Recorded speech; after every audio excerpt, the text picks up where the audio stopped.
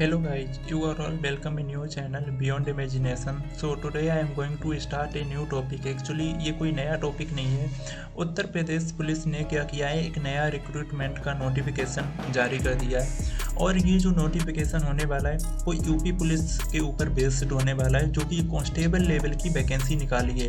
लगभग 60,244 पदों पर ये वैकेंसी निकली है। ये पहली बार हुआ है कि लास्ट प्रीवियस 2-3 साल उठा कर के देखें जब कोई इतनी बड़ी वैकेंसी इस बार निकली है। ठीक है, इससे पहले मुझे नहीं लगता कि 2-3 साल अगर पीछे की भी उठाकर के देखें कि एक बार में इतनी बड़ी वैकेंसी निकली हो, तो ये इस साल की तो सबसे बड़ी वैकेंसी है ही। लेकिन उसके अलावा भी लास्ट प्रीवियस 2 साल की भी डेटा उठा करके देखें तो ये सबसे बड़ी वैकेंसी होने वाली है। इस साल कोई वैकेंसी ना निकलने के कारण काफ़ी स्टूडेंट परेशान भी थे और वो इंतज़ार यही कर रहे थे कि यूपी पुलिस की वैकेंसी आएगी तो उसमें फॉर्म डालेंगे।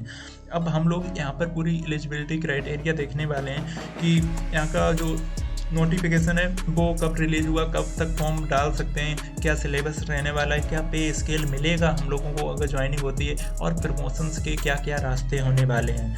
तो सारी चीज़ें हम लोग वन बाई वन करके कवरअप करने वाले हैं इसमें। ये तो अच्छी खुशखबरी है कि इसमें वैकेंसीज़ की जो नंबर्स हैं वो अच्छे खासे नंबर्स हैं और इसकी ज्वाइनिंग भी फास्ट होगी, बिकॉज 2024 में चुनाव आने वाले हैं, तो उसकी वजह से जो इनकी ज्वाइनिंग प्रक्रिया रहेगी वो भी काफ़ी फास्ट एंड फ्यूरियस की तरीके से रहने वाली है।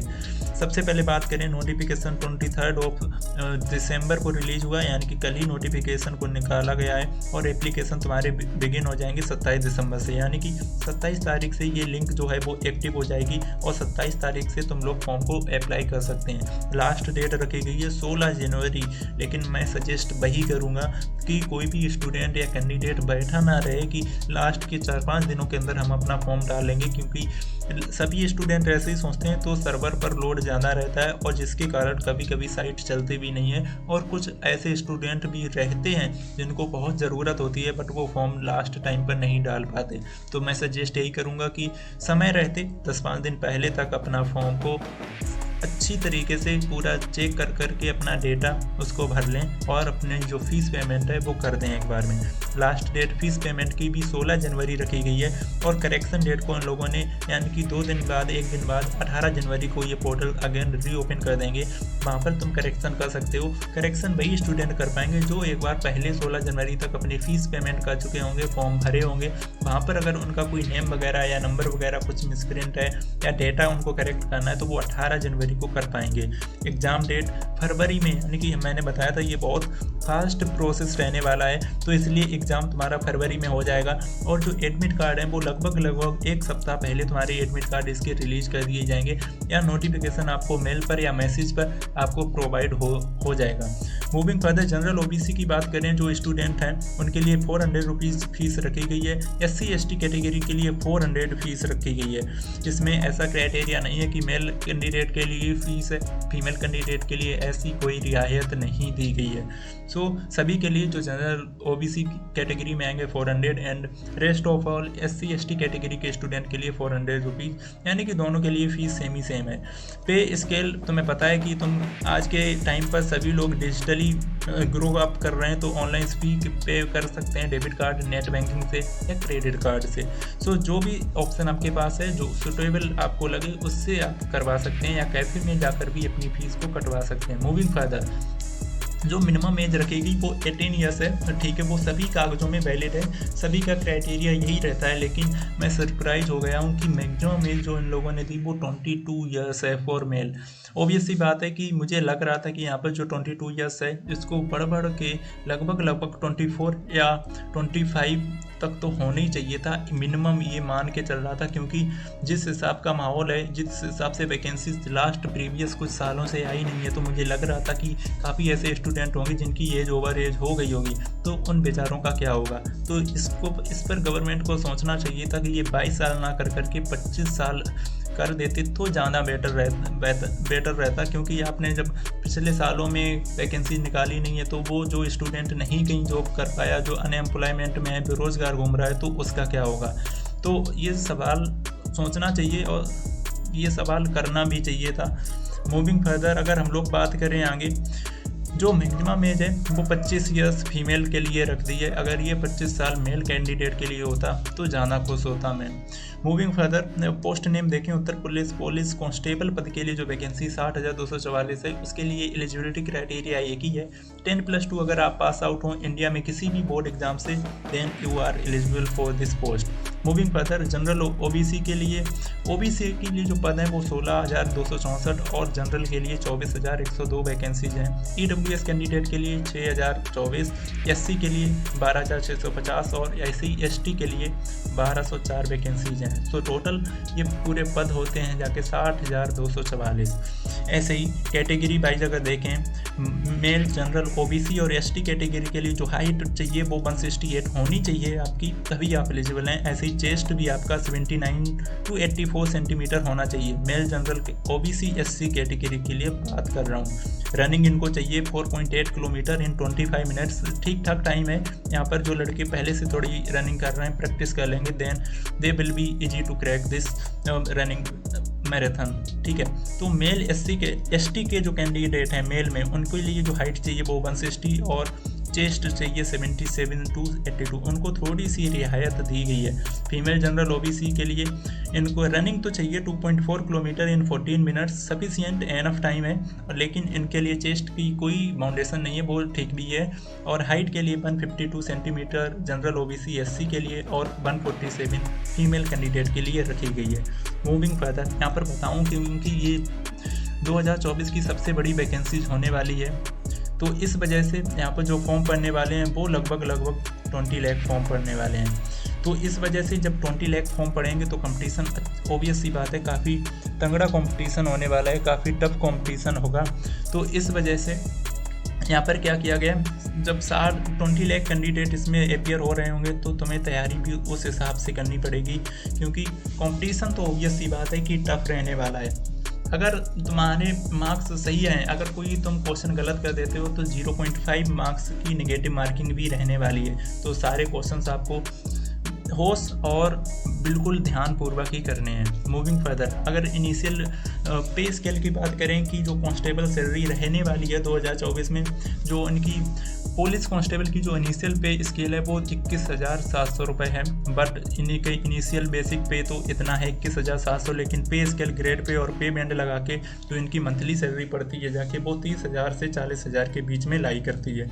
तो ये सारी चीज़ें उसमें ऐड हो जाती हैं, इसलिए एनुअल जो सैलरी बनती है जाके वो 4,20,000 से तुम्हारी 4,80,000 के बीच में लाई करती है। तो अच्छी खासी इसमें तुम्हें फीस पे इस सैलरी मिलती है, तो उसकी दिक्कत नहीं। उसके फीस जो सैलरी के साथ साथ काफ़ी से बेनिफिट मिलते हैं स्टेट गवर्नमेंट के, जैसे dearness allowance, house rental allowance, medical allowance, high altitude allowance, city compensatory allowance, ये quantum and commutation allowance, travel allowance और डिटैचमेंट अलाउंस, ये बहुत सारे अलाउंसेस तुमको देखने को मिलते हैं। ऐसे ही कांस्टेबल कैरियर ग्रोथ के लिए जो इनका प्रमोशन लेवल है, सबसे पहले आपको अगर एज ए कांस्टेबल आप ज्वाइन करते हैं तो हेड कांस्टेबल बनेंगे, देन ASI, तुम असिस्टेंट सब इंस्पेक्टर बनेंगे, देन आप सब इंस्पेक्टर बनेंगे और देन आप इंस्पेक्टर बनेंगे और लास्ट में आप डिप्टी सुपरिंटेंडेंट ऑफ पुलिस बनेंगे जाके। तो ये पूरा रोड मैप रहने वाला है, ये पूरा प्रोसेस रहने वाला है आपकी पूरी कैरियर जर्नी का, कि कैसे कैसे एक स्टेप आप आगे जाएंगे। DSP एक बहुत अच्छा खासा पद है, आप जब यहाँ पर जाएंगे तो वेरियस अपॉर्चुनिटीज़ मिलेंगी आपको, यहाँ पर बहुत सारे डिफरेंट एरियाज में अपना योगदान दे सकते हैं और कुछ अच्छे काम कर सकते हैं वहाँ पर जाके। मूविंग फर्दर, ये स्टेट गवर्नमेंट का एग्ज़ाम है, तो ऑब्वियसली बात जो एग्ज़ाम रहने वाला वो ऑनलाइन रहने वाला है। 2 घंटे का एग्ज़ाम होगा, 150 क्वेश्चन होंगे और 2 मार्क्स होंगे पर क्वेश्चन के, तो लगभग टोटल 300 मार्क्स हो गए, क्योंकि पर क्वेश्चन 2 मार्क्स का रहने वाला, तो 0.5 मार्क्स की नेगेटिव मार्किंग रहने वाली। लैंग्वेज ऑफ एग्ज़ाम दोनों में रहने वाला, हिंदी या इंग्लिश में, ठीक है। तो उसके लिए आपको टेंशन लेने की ज़रूरत नहीं है। सिलेक्शन प्रोसेस 3 चीज़ों पे डिपेंडेंट रहने वाला है। सबसे पहले आपका रिटन टेस्ट में क्वालिफाई होंगे, देन आप डॉक्यूमेंट वेरिफिकेशन के लिए फॉरवर्ड किए जाएंगे और देन उसी के साथ साथ फिजिकल स्टैंडर्ड टेस्ट भी आपका होने वाला है। तो this was the information I want to share in this slide, ठीक है। इनकी ऑफिशियल वेबसाइट पर आप जाके www.uppv.government.in पर जाकर आप इनका पूरा नोटिफिकेशन कैरियर पेज पर जाकर रीचेक कर सकते हैं। इनके 3 स्टेज रहने वाले हैं, written exam, document verification and PST physical standard test. इसके बाद एक इनका और PMT रहता है जो फिजिकल मेजरमेंट टेस्ट रहता है, क्योंकि ये रीचेक करते हैं कि जो कैंडिडेट सेलेक्ट किया वो फुल्ली फिट है कि नहीं। टाइम ड्यूरेशन बता दिया 2 घंटे, 120 क्वेश्चन, एग्ज़ाम 300 मार्क्स का 150 क्वेश्चंस रहने वाले हैं। ठीक है, ईच क्वेश्चन 2 मार्क्स का है, तो इसलिए तुम्हें 300 मार्क्स का टोटल तुम्हारा जो एवरेज है उसमें से निकाला जाएगा, और 0.5 मार्क्स अगर कटेंगे अगर आपने क्वेश्चन को गलत किया है तो। इसका जो सिलेबस रहने वाला general science, general Hindi, numerical and mental ability test और मेंटल एप्टीट्यूड टेस्ट, ये इसका पूरा सिलेबस रहने वाला है। इसमें से बात करें जनरल नॉलेज की, इसके ये की पॉइंट्स हैं, पढ़ने तो आपको सब सारे ही हैं, बट ये जो हाईलाइट कर रहा हूँ ये बहुत इंपॉर्टेंट टॉपिक है, इनको लीव करके नहीं जाना। National international awards, books, authors, capitals, current affairs, important dates and Indian constitutions are the some topics which are very very important for general knowledge perspective, तो इनको लीव करके जाना ही नहीं है बिल्कुल।